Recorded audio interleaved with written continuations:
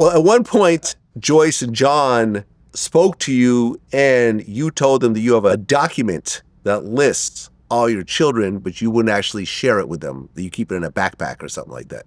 Oh, yeah. Yeah, they think it's in a backpack, but I have it stored in a safe, like a notary, you know, like somebody protects it. It's not in my house. It's not nowhere. It's like... So you have the actual list? Yeah.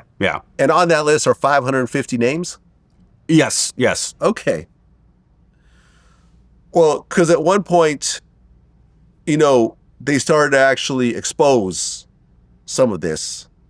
But Dutch law prohibited the media from showing your name or your image. Yeah. So the story came out, but your name is not out there. But then Eve Wiley connected Kate and Laura to the New York Times.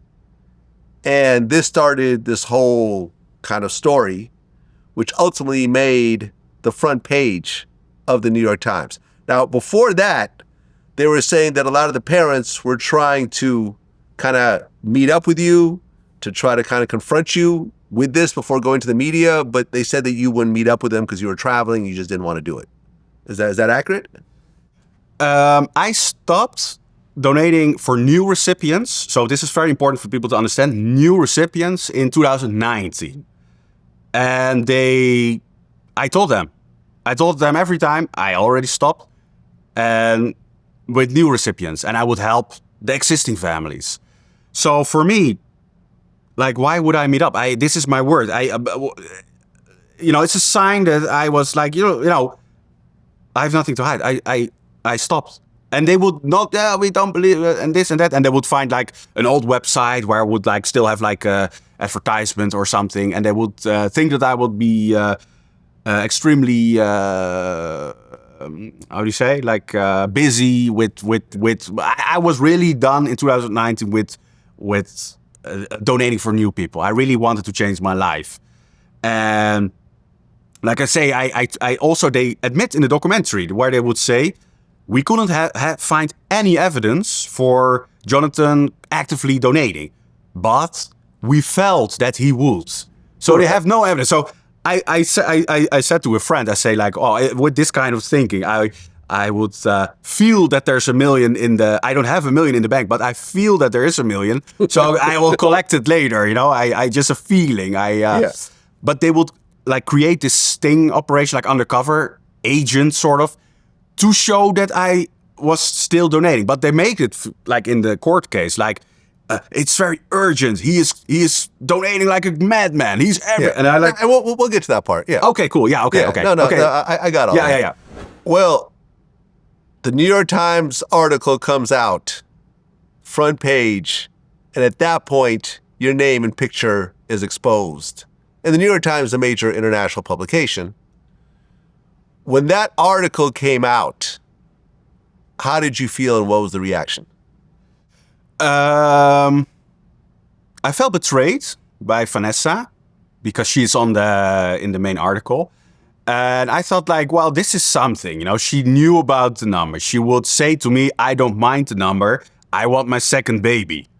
And she got the second baby. And I've evidence like in chats where she would say also like, after I have my second baby, because the other moms will send me, they would say, look what she's saying. She said, after I have my second baby, I would stop him because I don't want any other women to have his, something like sounded like super jealous. So I was like, and then secondly, I was like thinking, I've never donated in the United States. Why is this like I love America. Look, I like, no disrespect, but it's like, you know, why are these Americans like, what's their business in the Netherlands? Why is not a Dutch paper like, you know? But I wasn't really like. I mean, I can handle it. I know that my intentions were always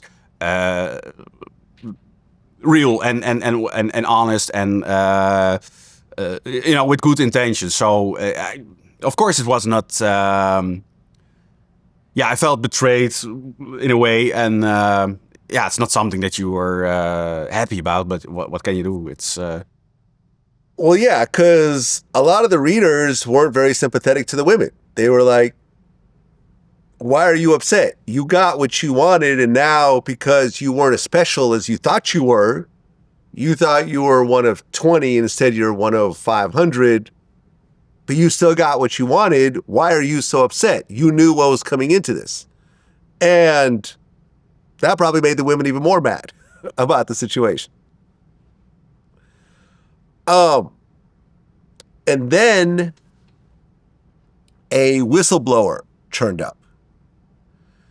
They claimed that you weren't acting alone. You were working with another Dutch donor to deceive women.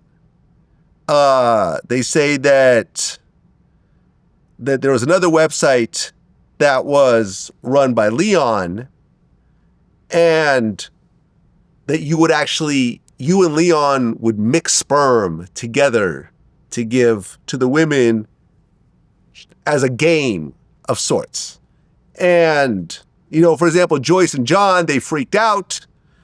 They did a DNA test to find out that you were actually the father. To me, this is a little interesting because it's like,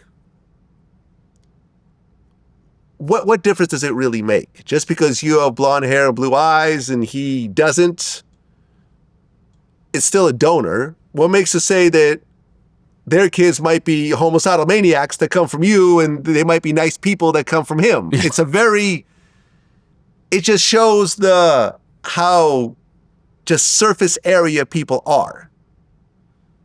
All these women came to you because you had blonde hair and blue eyes and long curly hair. That was it. They didn't know you. It's just a very physical thing. And they didn't go with this guy because maybe physically they weren't attracted to him. But this is a very serious accusation. You're sitting there and playing Russian roulette with sperm, essentially. Is there any truth in this? Absolutely not. No. It's very important because it's one of the things for me personally that was like the number one that I was directly furious about. I can see there's some line in the documentary where I can see like, yeah, I got, in a way I went over my head with the donating. I see myself like, I also reflected at that time, like, okay, do I really have to go to cryos? Isn't this like, now you're extending your help? So I can see like there's certain that I can agree on in the documentary. So yeah, okay, this was not my strongest part. I had to like limit myself more, or get the grip more on my helping. But like this mixing story, it's like you cannot believe it as well, because I released a video the same day or the next day the documentary comes out. This lady that's saying the accusation, Patricia. She will go on a live stream the day the documentary is out. And somehow I have like a sort of earth angel, like friend. She would always like tip me things and always be like, I'm like, wow, okay. And she will put me in the live stream with Patricia. And Patricia's like astonished. She's like shocked because she was like talking bad about me. Like I'm a God complex and I'm a cult leader. And I like all these narcissists and he's this and that. And she had some bad feelings because I rejected her as a donor in like 40 years ago. And then she went on with Leon for 12 years long until he died. So she was... Oh, Leon passed away. Leon passed away. Okay. They didn't include this as well in the documentary. It's I had no idea. Yeah, I was wondering why they didn't interview Leon. And she had... Leon was her donor until he died. He paid maybe 20,000 euros for her to do some kind of treatment. So... Wait, he paid her? Yeah, he would help her. He was like sort of like with money. He would pay for the treatment. Interesting, because Leon was painted as a villain in the documentary. He was like a puppy dog. He was. If you ask the recipients that had Leon as a donor, they will all say, "Come on, he was like, he looked frightening." I also the first time I saw him, I was, "Whoa, man, this is really like a Neanderthal or something," But he would sit and he would like make jokes, have funny stories. It would be like this. But back to the story. Like Patricia would say on live stream, she would admit that there was no evidence. And then she would say, oh, it was Paul, another donor, that told the story. And it was not Leon. The next day, she goes again in the live stream. And then she will say like, no, Leon told me he did it only when women were not paying his gas or were not updating him for the you can see like, It's a mess. This is like one of the worst lies in the documentary. Like, Well, yeah, especially since there's no proof behind it. no. To say that you're purposely deceiving women with someone else's offspring, someone else's sperm, that's a pretty damaging accusation.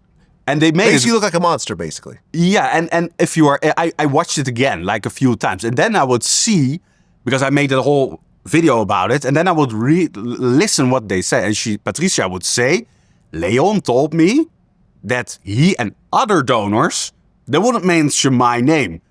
So, but then you see the next shot, and this is the power of video. You see a guy with long hair making Right.